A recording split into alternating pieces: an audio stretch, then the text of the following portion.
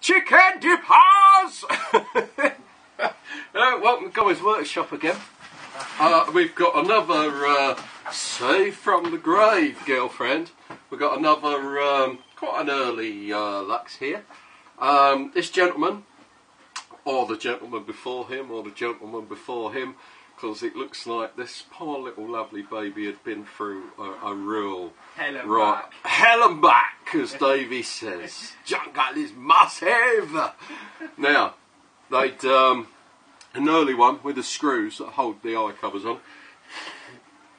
All the threads in here were stripped and ripped, so the bolts would fall through onto the inside of the gun, whereupon the bolt would run up and down on the bolts. So you know what's happened to the bolt, don't need to tell you that. You know what's happened to the threads? Oh dear, terrible.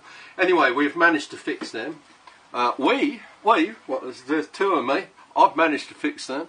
Managed to recut the threads on there.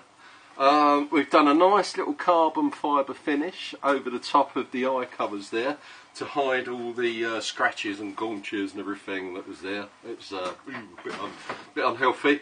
The trigger had suffered terribly, so I had to put a new trigger in. Believe it or not, the roller bearings in the triggers, which I've never ever seen have a problem, were actually destroyed to the point where the trigger was like it was on an elastic band, and it would go sort of full auto, you know, like a mechanical full auto, like a rebound, like a mechanical rebound. A lot of you probably don't know what that is. What that is where the gun recoils, it makes it fire, gives you a fully automatic gun. Back in the day, it was the one to have, because it was one refs couldn't find. So you could have a full auto gun, they wouldn't know. They'd come and shoot it, hold the gun really tight, and it wouldn't, you know, the recoil wouldn't go on, wouldn't make the gun shoot. When you got out onto the field, you just held the gun really loose, just flick that trigger once, and off it would go. Brrrm. Yeah, girlfriend, but we don't do that anymore.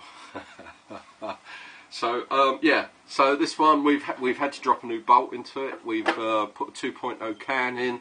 It's already, luckily enough, got a 2.0 board, new set of eye wires. Now this is belongs to a gentleman by the name of Yavan. Yeah, French fellow, but Yavan is very Russian for me. Did you get around?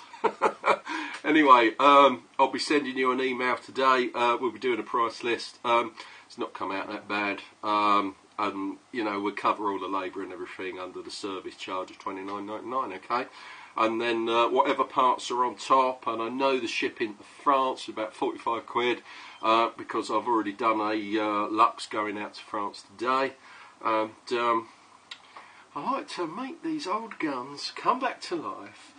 You know, you get the TV programmes where some nut job pulls a tank out of some muddy bog in the middle of Russia and then spends 50 years restoring the thing, only to drive it around his car park, put it back in his garage and never use it again.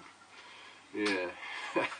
So this should be off today, and from me and from him who you can't see, he who shall not be named. He who shall not be named. Or seen. Or seen. He is Smog, the Hydro Dipper.